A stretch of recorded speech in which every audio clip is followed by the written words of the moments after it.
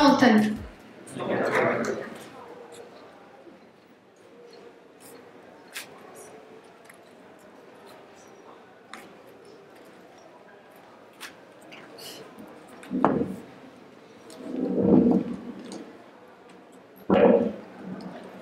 Towards the end of April 2014, Oromo students rallied on the streets of Oromia, Ethiopia, in order to protest against the new Addis Ababa integrated master plan.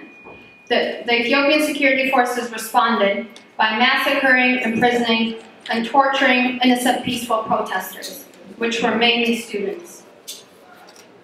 Ethiopia is greatly known for repressing and controlling the nation's media outlets.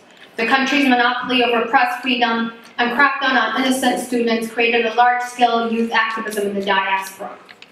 Oromo youth with access to technology utilized social media sites such as Facebook and Twitter to tell the stories of innocent students being unlawfully detained for peaceful protest. If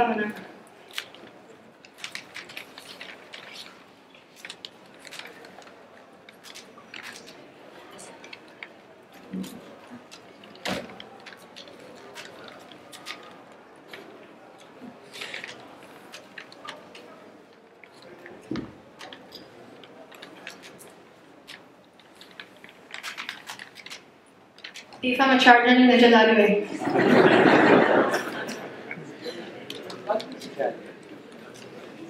Through vitalization of social media and the usage of hashtag Oromo protests and free Oromo students, youth activists were able to reach wide array of audiences on a global scale. This form of activism has also created a lot of platform for discussion on issues pertaining to the recent Oromo protests developing in Ethiopia.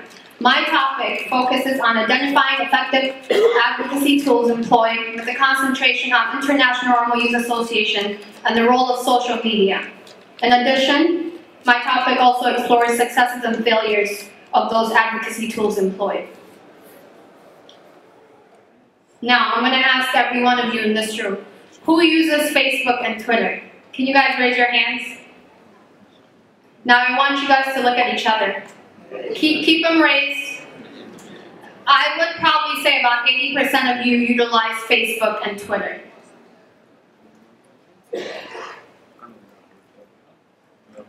Since the student protests in the Oromia region, online activism has rapidly increased. As mentioned earlier, the Ethiopian government's tight control monopoly over press freedom has left numerous groups in Ethiopia hopeless and unable to get their issue across. In fact, communication between families back home and diaspora has decreased in a significant manner due to the recent crackdown on innocent students. So what ought the diaspora do when press freedom is non-existent in Ethiopia and is unable to display the world the crisis that is occurring in Oromia? What is the most accessible tool that anyone and everyone can utilize in order to assure that the silenced are heard? There is one simple answer. Turn to the most powerful entity currently, and that is the social media. Today I will be discussing the utilization of social media, as well as the failures and successes as mentioned.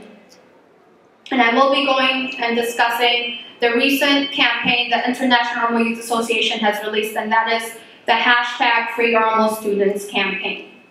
So on Friday, June 17, 2014 of this year, IOYA released a documentary on the recent Oromo protests. The short documentary contained personal and/or witness accounts of two Peace Corps volunteers, international human rights attorney, and students with diverse backgrounds who stated their objecting opinions on the recent crackdown on innocent unarmed peaceful protesters. The aim of the documentary was to present factual-based information in hopes that the public will be able to understand the current crisis. The content included info on the Oromo people and their relationship with Ethiopia, the Addis Ababa master plan, the student protests, and what happened as a result of that protest. The information gathered was thoroughly evaluated prior to release, including the facts in the documentary, with the assurance that there are no misplacement of facts and/or policies. The documentary's aim is to call for a global solidarity with the Oromo students and to also show the world the current crackdown on peaceful protesters. Upon the documentary's release, there were over 5,000 views on the first day. And on June 28th, IOYA launched their social media campaign, #FreeOrmoStudents. The campaign focused on asking for the immediate release of thousands of students that were unlawfully detained, several in an undisclosed location. And utilizing social media, main targets and individuals to gain attention from were journalists, mass media, government, and international organizations that focus on such issues.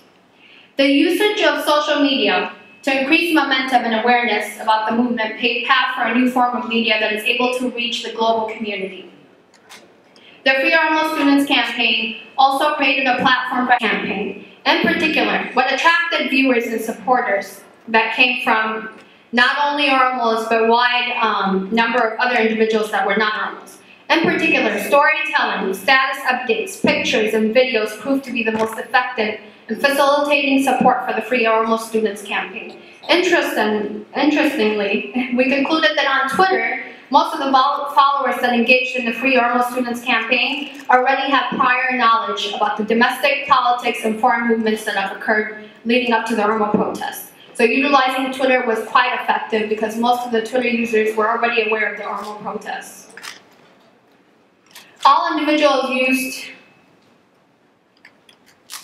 tactics used, such as links, photos, and videos, were effective in getting documentation across. Now, we all understand and there's no free press in Ethiopia, so utilizing whatever documentation was available was absolutely crucial in ensuring that people who are not aware of the Ormo protests understood what the protests were about.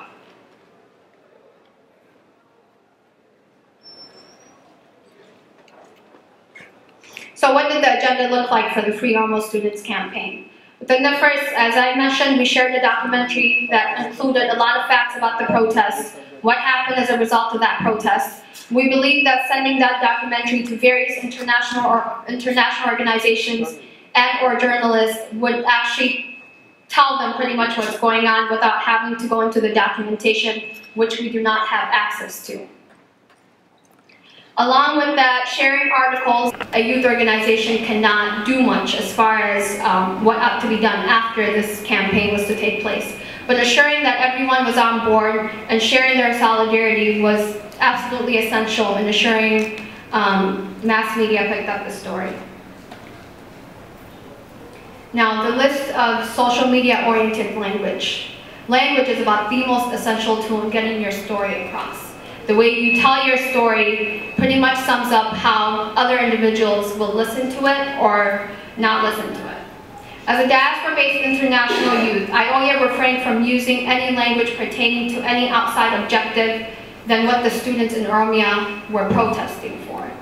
Most of what was said in regards to the students is focused on actions that can be taken in order to assure the further crackdown on innocent students. So what was most essential? You get your story across. What happens after that? What is it that you want the world to do after they hear the story? So IOYA focused mainly on action-oriented tools. Below were the language that were used, such as respect the constitutional right to protest. Peaceful protest should not result into torture. Ethiopian government stop employing state terrorism. Respect electorates and citizens' populace right to peacefully protest. So languages that the world can orient with and languages that the world can understand. In addition, the campaign focused on ensuring the individuals involved in the campaign used similar language, meaning that we have the same aim and goals when we're explaining our issue. As I mentioned, targets were mass media, journalists, and/or international organizations. Now, this campaign is out for the world to see, but the most essential thing for any campaign is to assure that there's important personnel that pick up the story and can implement some changes. Since I'm rushing, I'm going to go really fast. So what were the failures as far as the campaign goes? What did not go right? The lack of enough information accessible to attract journalists and/or attain mass media. Journalists are mainly focused on documentation. If they do not have documents or the facts, they simply cannot cover the story. So that was the most, we had much lack of that in order to get the issue across. Lack of momentum for the campaign among all groups. We assumed that when this campaign was out, we would get a lot of followers and/or a lot of support. Unfortunately, that was not the case. Lack of response from various influential persons, such as, if in any campaign, influential people come out and say they support a certain cause, usually people go along with it. So there was much lack of that within this particular campaign. Lack of attention for the issue. There were very numerous issues going across the world. Unfortunately, this issue was not paid as much attention as we would have wanted to. Lack of strategic language to utilize while attracting global solidarity among other groups that were using the hashtag Free Our Students. The most important take from the campaign is that it is absolutely important to utilize this accessible form of activism tool in an effective manner. More importantly, it is essential to have an aim and a goal by laying out strategies to assure for a successful campaign. Thank you.